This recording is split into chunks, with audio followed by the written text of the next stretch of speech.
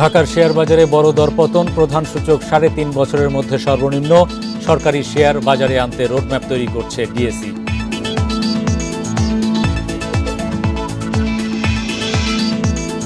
Budget ঋণের ফাঁদে পড়তে পারে আশঙ্কা ওয়াহিদুদ্দিন মাহমুদের। নৈতিকতাহীন হচ্ছে অর্থনীতি।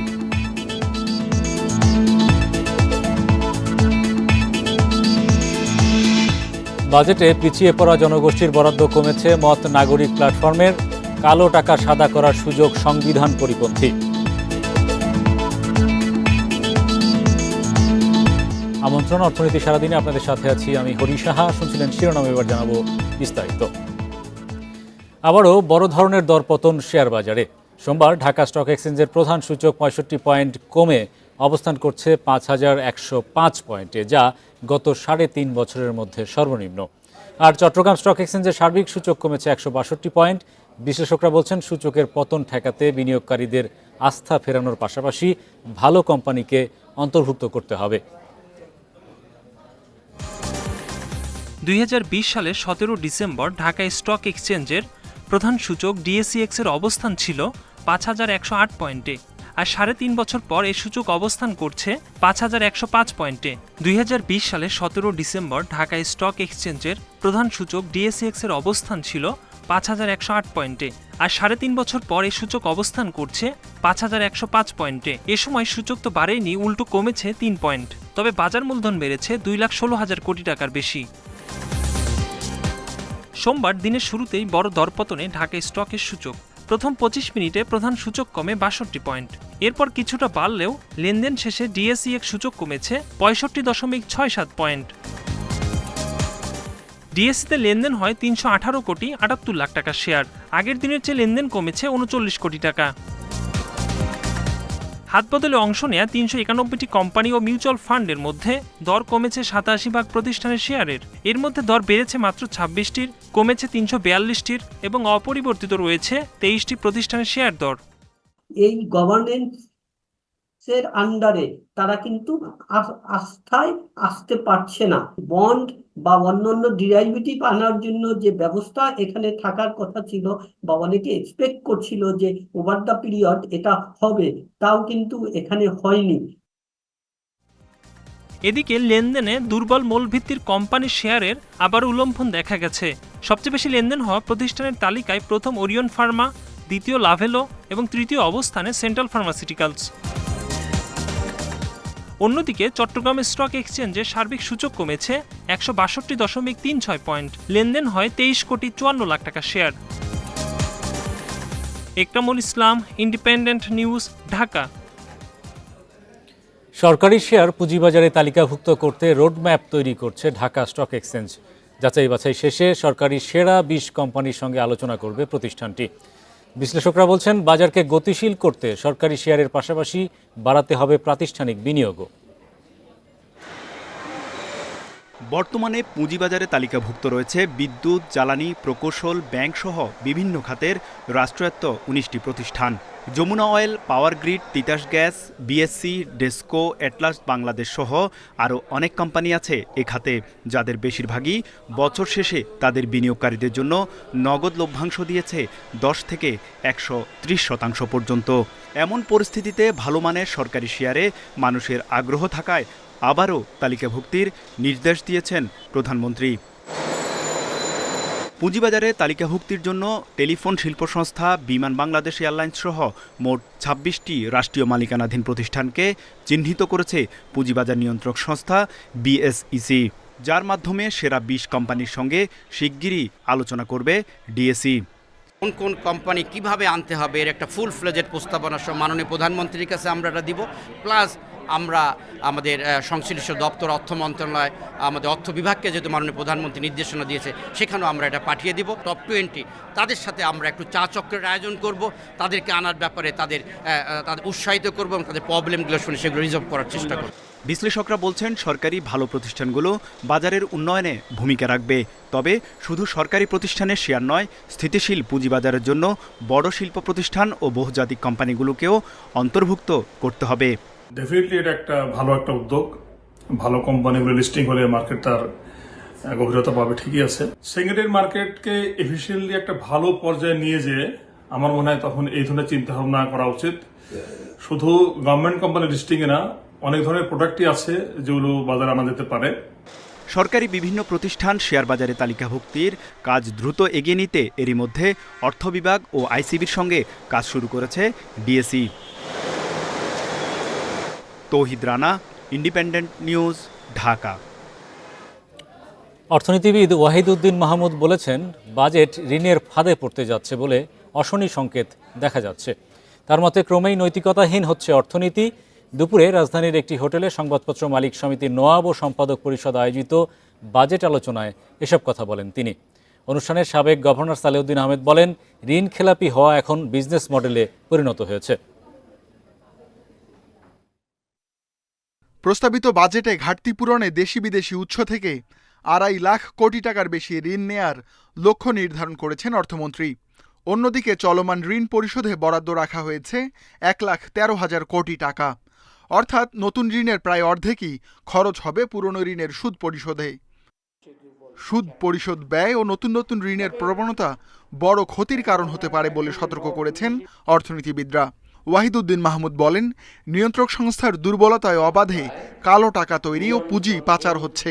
নৈতিকতাহীন হচ্ছে অর্থনীতি, যা স্মার্ট বাংলাদেশের সঙ্গে সাংঘর্ষিক বলেও মন্তব্য করেন তিনি। ক্ষমতার রাজনীতি যেমনই হোক, কিছু কিছু ক্ষেত্রে ছাড় দিতে হয়। কিছু কিছু ক্ষেত্রে রাজনীতিকরণ থেকে এবং অন্যায় প্রভাব বলা থেকে, প্রভাব ক্ষমতাসীনদের আওতা থেকে মুক্ত করে শুধু অর্থনৈতিক বিবেচনায় নির্মোহভাবে নীতি নির্ধারণ করতে হয়। তা না হলে কিন্তু উন্নয়ন টেকসই হবে না। অর্থনীতিবিদ হোসেন জিল্লুর রহমান বলেন, বাজেটে দাতা সংস্থা IMF, অলিগার্ক শ্রেণী ও আমলাতন্ত্রের চাহিদা প্রতিফলিত হয়েছে। উপেক্ষিত হয়েছে সৎ উদ্যোক্তা ও সাধারণ মানুষের আকাঙ্ক্ষা। ঔপনিবেশিক মানসিকতার পর্যায়ে উপনীত হয়েছে আমাদের আমলাতন্ত্র। জনগণ থেকে যে দূরত্ব, সেটা ঔপনিবেশিক আমলের পর্যায়ে হয়ে গেছে মন মানসিকতার দৃষ্টিকোণ থেকে।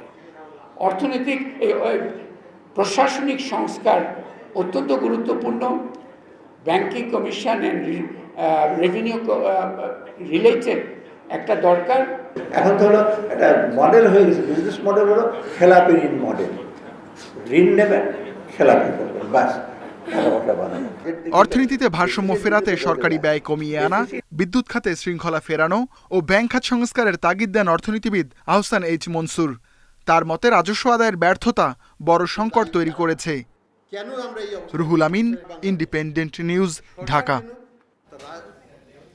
প্রস্তাবিত বাজেটে দেশের পিছিয়ে পড়া জনগোষ্ঠীর জন্য বরাদ্দ কমেছে। অর্থনীতিবিদরা বলছেন, বাজেটকে নির্দিষ্ট গোষ্ঠী এবং ব্যক্তি স্বার্থে ব্যবহার করা হচ্ছে। সুবিধাবঞ্চিতরা উপেক্ষিত হচ্ছেন। সোমবার রাজধানীতে সিপিডি ও এসডিজি বাস্তবায়নে নাগরিক প্ল্যাটফর্মের সংবাদ সম্মেলনে বলা হয়, কালো টাকা সাদা করার সুযোগ দুর্নীতি সহায়ক ও সংবিধান পরিপন্থী। প্রস্তাবিত বাজেটে সার ও কৃষির অন্যান্য উপকরণে 8,000 কোটি টাকা ভর্তুকি কমানো হয়েছে। কৃষি মন্ত্রণালয়ে বরাদ্দ কমেছে 22.3 ভাগ। ভর্তুকি মূল্যে ওএমএস ও খাদ্যবান্ধব কর্মসূচিতে বরাদ্দ কমেছে 4.18 ভাগ। খাদ্যে ভর্তুকি কমেছে প্রায় 20 ভাগ। সিপিডি ও নাগরিক প্ল্যাটফর্মের মিডিয়া ব্রিফিংয়ে বলা হয়, ভ্যাট ছাড় কমানোয় অনেক পণ্যে সাধারণ মানুষের খরচ বাড়বে। পেনশন ও মুক্তিযোদ্ধা ভাতা বাদে 15 বছরের সামাজিক নিরাপত্তা খাতে প্রকৃত বরাদ্দ অনেকটাই কমেছে। আমাদের যেটা অ্যাকসেপ্টেবল মিনি আছে, এইটার বরাদ্দ প্রায় 1.5% মতো দেওয়া হতো 2010-এ। এখন এই বছর দেওয়া হচ্ছে হলো যে 0.7। আলোচনায় বলা হয়, ঘূর্ণিঝড় রিমালের নেতিবাচক প্রভাব উঠে আসেনি বাজেটে, কিন্তু উপকূলীয় এলাকার নিম্ন আয়ের মানুষের সুপেয় পানি, স্বাস্থ্য খাতে খরচ বেড়েছে। বাজেটে 15% কর দিয়ে অর্থ সাদা করার বিধানকেও নৈতিকতা বিরোধী বলা হয়। যারা এই ধরনের অর্থ উপার্জন করবে তাদেরকে জবাবদিহিতা নিশ্চিত করবে, দৃষ্টান্তমূলক বিচার নিশ্চিত করবে। এটা আমার কথা নয়, সরকারি নির্বাচন কমিশনের কথা। তাহলে এটা পদদলিত করার হচ্ছে না। প্রস্তাবিত বাজেটে অর্থনৈতিক স্থিতিশীলতা ফেরানো, জ্বালানি, ব্যাংক, পুঁজিবাজার সহ বিভিন্ন খাতে সংস্কারের চাহিদা উপেক্ষিত হয়েছে বলে মনে করেন অর্থনীতিবিদরা।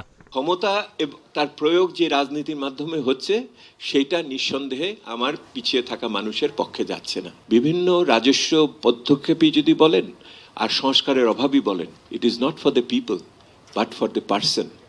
বাজেট প্রণয়নে পেশাদারিত্ব কমেছে উল্লেখ করে আলোচকরা বলেন, বাস্তবায়ন দুর্বলতা দূর করতে সংসদ সদস্য ও অর্থনীতির গবেষক সমন্বয়ে একটি মনিটরিং ও সুপারিশ কমিটি গঠন করা উচিত। Hari Saha, independent news, Dhaka. Telecom সহ বেশ কিছু খাতে কর আরোপ উদ্বেগ জানিয়েছে বিদেশি বিনিয়োগকারীদের সংগঠন ফিকি। সংগঠনের সভাপতি বলেন, কর আরোপের ফলে শুধু কোম্পানিগুলোর মুনাফাই চ্যালেঞ্জের মুখে পড়বে না, বাধাগ্রস্ত হবে বিদেশি বিনিয়োগও। দুপুরে রাজধানীর একটি হোটেলে সংবাদ সম্মেলনে এসব কথা বলেন ফিকি সভাপতি জাভেদ আক্তার। ফিকি নেতারা বলেন, ঘন ঘন কর কাঠামো পরিবর্তন হলে আস্থা হারাবেন বিদেশি বিনিয়োগকারীরা। বেসরকারি অর্থনৈতিক অঞ্চলের কর সুবিধা প্রত্যাহারের সমালোচনা করে ফিকি নেতা বলেন, এর ফলে উদ্যোক্তাদের কাছে ভুল বার্তা যাবে। তাদের আশঙ্কা, সুবিধা প্রত্যাহারের ফলে বিদেশি বিনিয়োগের সম্ভাবনা নষ্ট হবে। বাজেটের লক্ষ্য উচ্চাভিলাষী হলেও কার্যকর পরিকল্পনার মাধ্যমে অর্জন সম্ভব বলেও মনে করেন তারা।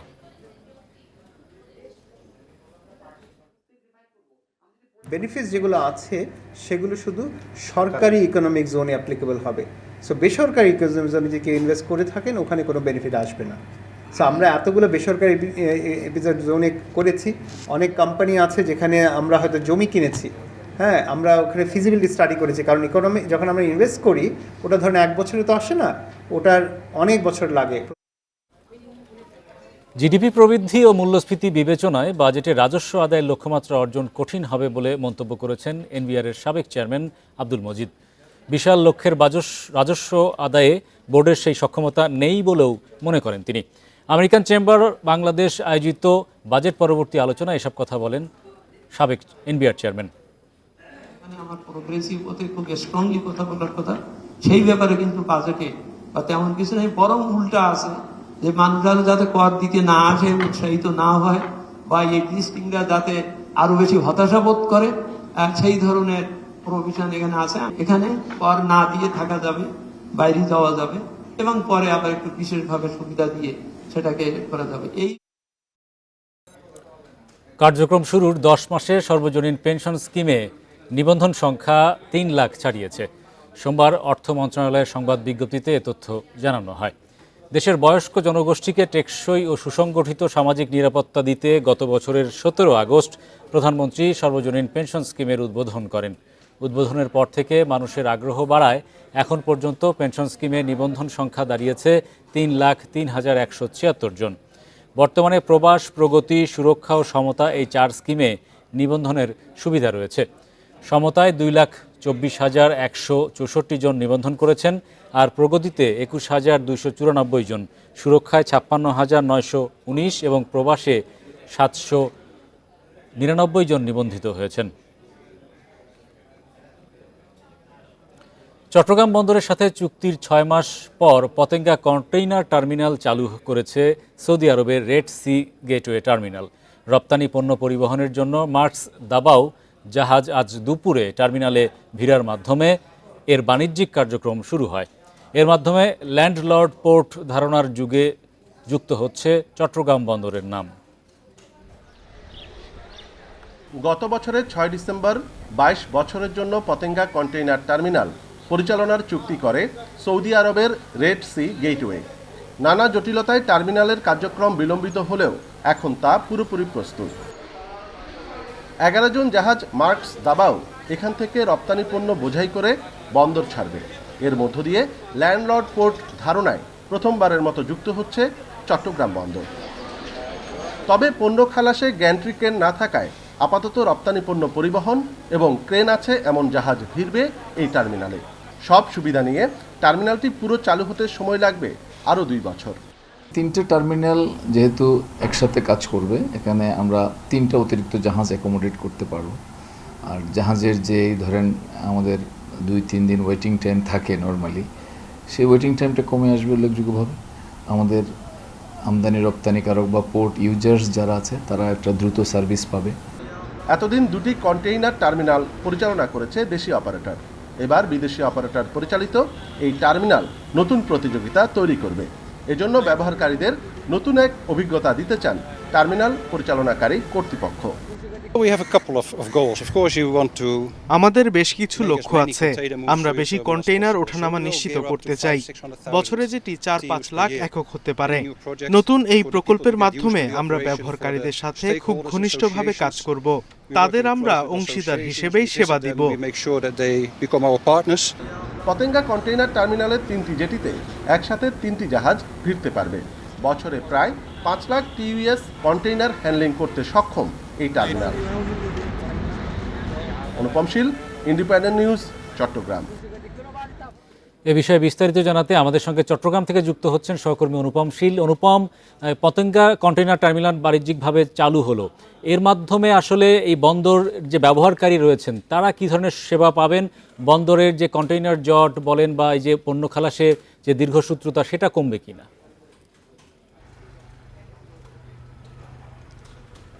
আসলে একেবারে নতুন ধরনের একটি ধারণার সাথে যুক্ত হচ্ছে চট্টগ্রাম বন্দর।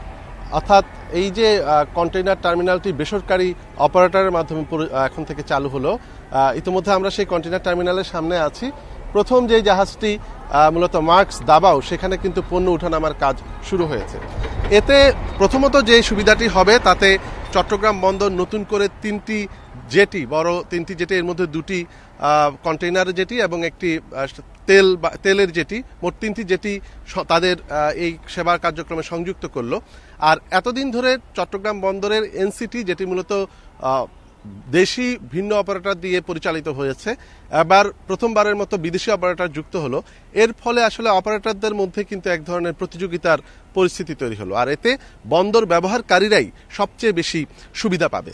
আমরা কিছুক্ষণ আগে বিকেল 3টা নাগাদ এখানে যে অপারেশনাল কার্যক্রম সেটি শুরু হয়েছে এবং এক্ষেত্রে এই যে রেড সি গেটওয়ে, তারা যেটি জানিয়েছে যে তারা এইখানে 10 মিটার ড্রাফটের জাহাজ তারা সর্বোচ্চ প্রবেশ করাতে পারবে এবং এই পুরো জেটি, 3টি জেটির দৈর্ঘ্য সেটি 580 মিটারের মতো, এবং তারা বছরে 2.5 লাখ থেকে 6 লাখ একক পর্যন্ত কন্টেইনার তারা মূলত এই জেটি দিয়ে বা এই টার্মিনালগুলো দিয়ে তারা সেখানে অপারেশনাল কার্যক্রমে যুক্ত করতে চায়। এবং তাদের প্রাথমিক পরিকল্পনায়, তাদের যে বিনিয়োগ পরিকল্পনা, তাতে প্রায় 170 মিলিয়ন মার্কিন ডলার তারা এখানে নতুন করে বিনিয়োগ করবে, মূলত বিভিন্ন ধরনের যন্ত্রপাতি এবং অন্যান্য যে অর্থাৎ বিভিন্ন প্রযুক্তিকে এখানে তারা নতুন করে বন্দরের সাথে যুক্ত করতে চায়।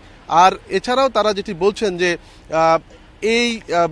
এই যে কন্টেইনার টার্মিনাল, অর্থাৎ পতেঙ্গা কন্টেইনার টার্মিনালটি, এই টার্মিনালে তারা মোট যে বাৎসরিক যে কন্টেইনারগুলো নতুন করে তারা এখানে অপারেশনাল কার্যক্রমে যুক্ত করতে চায়, তার মধ্য দিয়ে মূলত বাংলাদেশের এই বন্দরটির ব্যাপারে বিদেশের এক ধরনের সুনাম তৈরি হবে। যেহেতু যে কোনো শিপিং কোম্পানি অথবা যে কোনো আমদানি রপ্তানিকারক, তাদের মূলত প্রধান যে লক্ষ্য থাকে যে অল্প সময়ের মধ্যে তাদের পণ্যটি বা তাদের পণ্যবাহী জাহাজটি যাতে বন্দরে এসে আবার বন্দর থেকে বেরিয়ে যেতে পারে, সেই বিষয়টি তাদের থাকে। এই রেড সি গেটওয়ে তারা মূলত সৌদি আরবের মালিকানাধীন একটি প্রতিষ্ঠান এবং তারা সৌদি আরবের যে বন্দর আছে সেখানে প্রতি 26 ঘন্টায় তারা প্রায় 60,000 টিউসের বা 60,000 এককের মতো পণ্য বা কন্টেইনার উঠানামা করতে পারে। সেক্ষেত্রে আমাদের এখানে যে একটি জাহাজ গড়ে 2 থেকে 3 দিন এখন পর্যন্ত থাকতে হয় বন্দর জেটিতে, একবার আসলে সেটি 3,000 থেকে 3,500 টিউস এককের মতো কন্টেইনার নিয়ে আসে। সেই সময়টি আরও কমে আসবে, নতুন নতুন প্রযুক্তি এখানে যুক্ত হবে এবং আমরা জানি যে চট্টগ্রাম বন্দরের বে টার্মিনালের মতো আরও বেশ কয়েকটি টার্মিনাল অপারেশনে আসার জন্য তারা বিভিন্ন দীর্ঘমেয়াদী মধ্যমেয়াদী পরিকল্পনা হাতে নিয়েছেন। সেখানেও বিদেশি বিনিয়োগ আকৃষ্ট হবে, এরকম একটি ধারণা সংশ্লিষ্টরা করছেন। সবকিছু মিলিয়ে ল্যান্ডলর্ড পোর্ট অর্থাৎ জমিদারি পোর্টের যে ধারণা, সেই ধারণায় আজকে থেকে প্রথমবারের মতো চট্টগ্রাম বন্দর যুক্ত হলো। এটি বাংলাদেশের জন্য, চট্টগ্রাম বন্দরের জন্য একটি নতুন মাইলফলক। ধন্যবাদ অনুপম আমাদের সঙ্গে যুক্ত হওয়ার জন্য। এই ছিল আজকের অর্থনীতি সারাদিনে। ইন্ডিপেন্ডেন্ট টেলিভিশনের সব খবর জানতে চোখ রাখুন ফেসবুক, ইউটিউব এবং এক্সে। আমন্ত্রণ আমাদের পরের আয়োজন।